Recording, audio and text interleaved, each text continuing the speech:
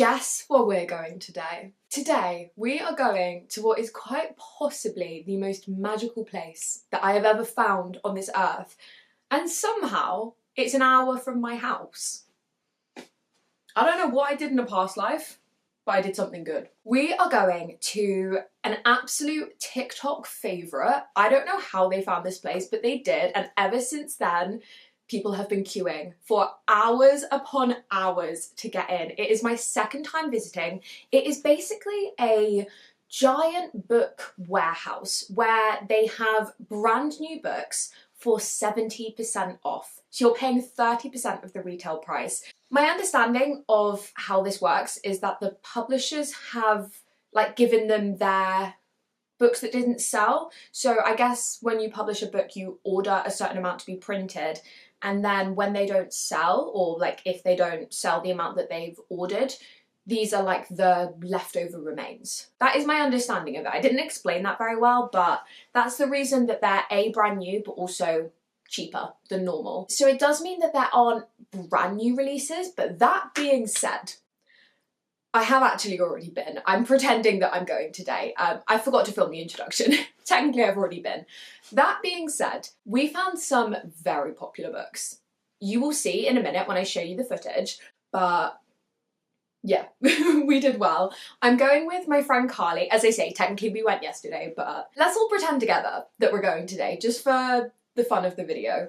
Me and Carly are going. It's her first time going, it's my second time going. She absolutely loved it. I will also show you what she got after I've done my haul. But with all that being said, come with me to the most magical place on the planet, 66 Books. Let's go.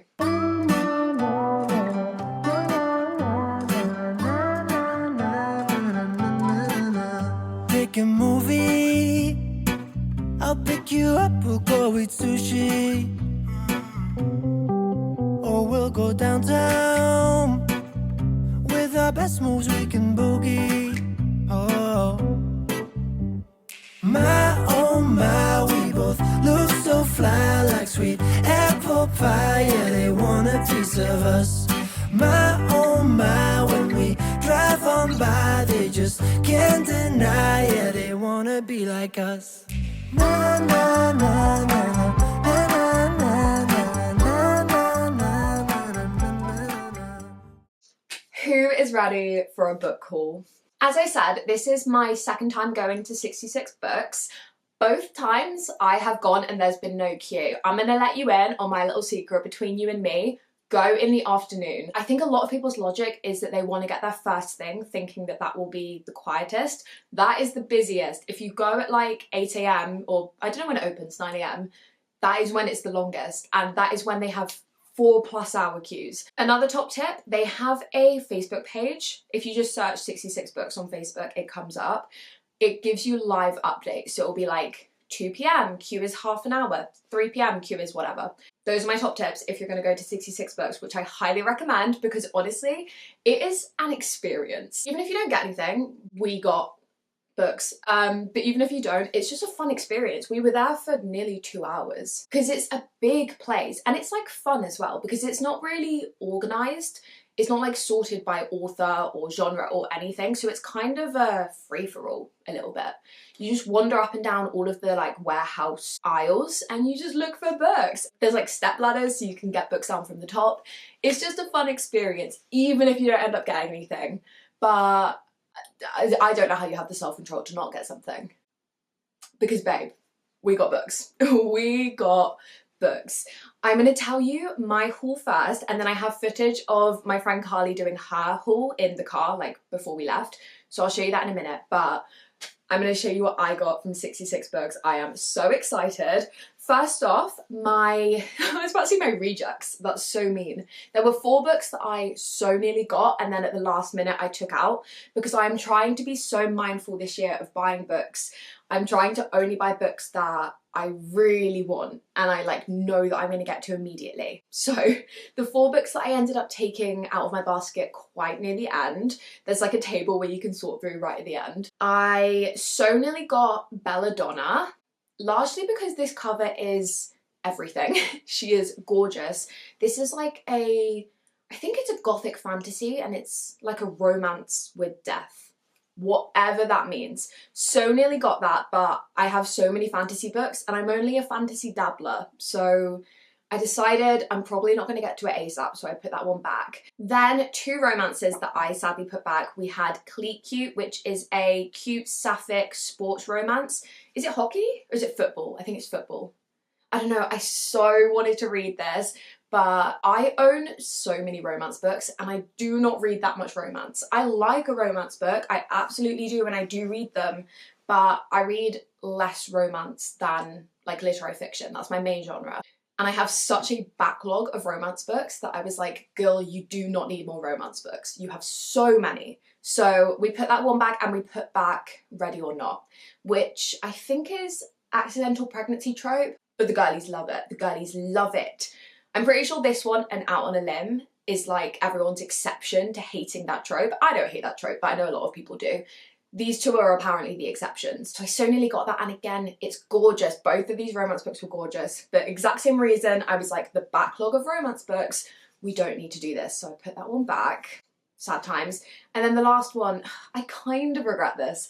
I put back The Picture of Dorian Gray because I know that I'm not going to read it anytime soon. I'm very intimidated by classics, but I've read previously the preface of this book, which is probably only a page and a half, and I thought it was absolutely gorgeous. This is, I believe, Oscar Wilde's only novel, and when I was at drama school we studied the preface. I think we were performing it, just like in a class, and I just absolutely fell in love with it and I thought it was gorgeous. So at some point I want to read the whole book. But I decided I wasn't going to get it in this trip just because I knew I wasn't getting to it anytime soon. And this is my rule for buying books this year, is I can only buy them if I'm planning to get to them ASAP.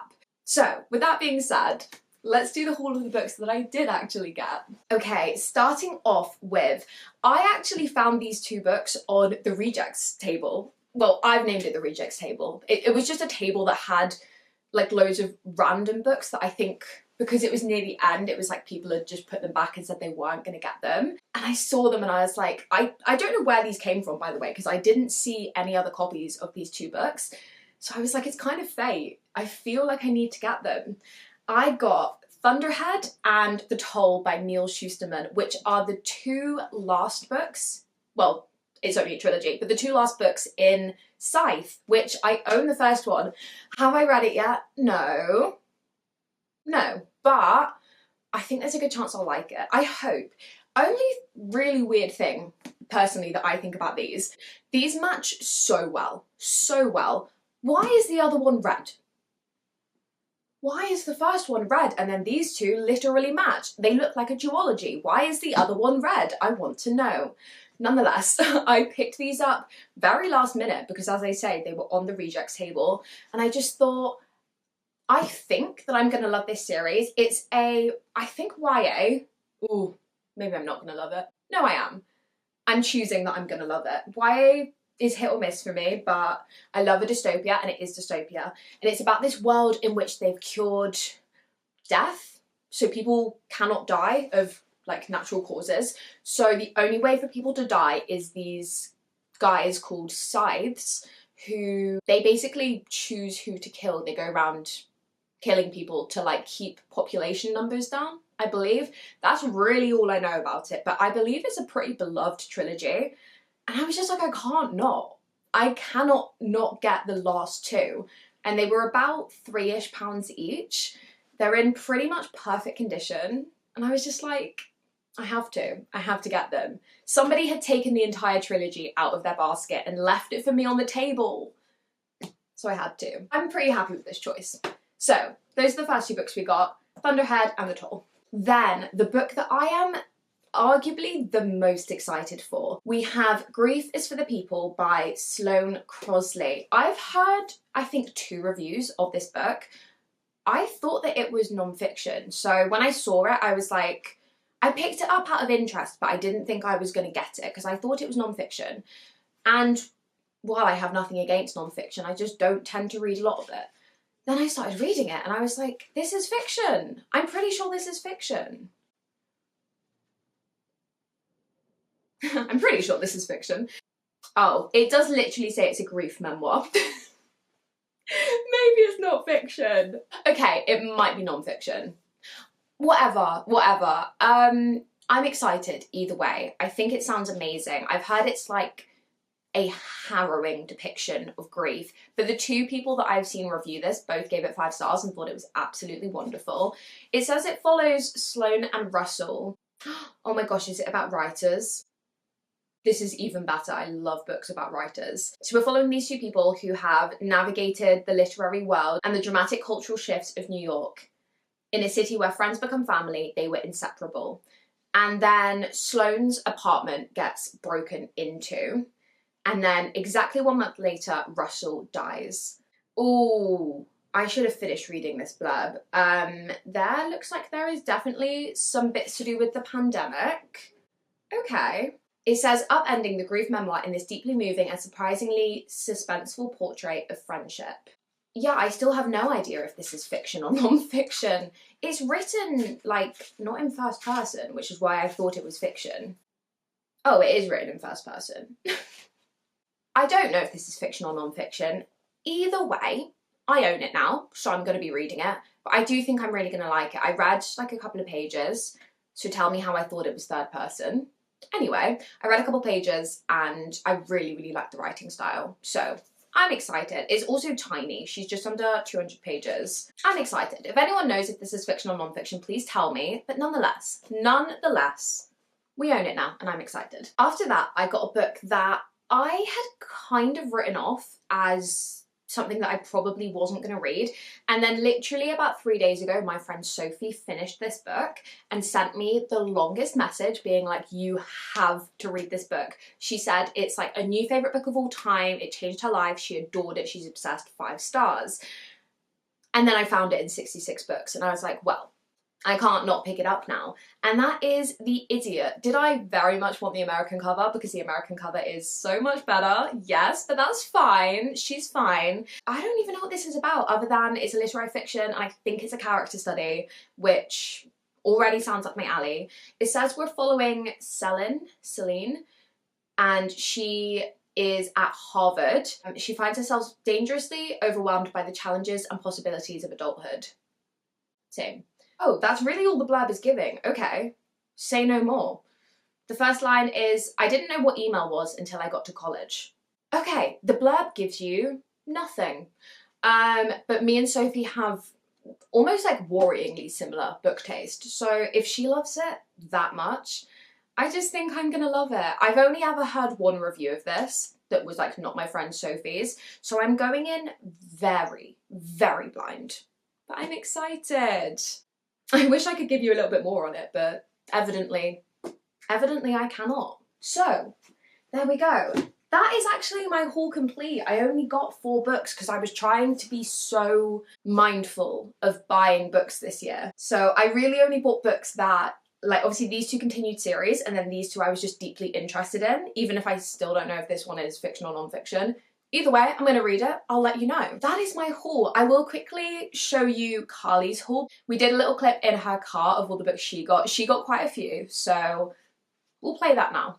Okay, we have finished at 66 books. Whoop. Carly's going to do her haul now and I'm going to do my haul later. So she went crazier than I did. I did.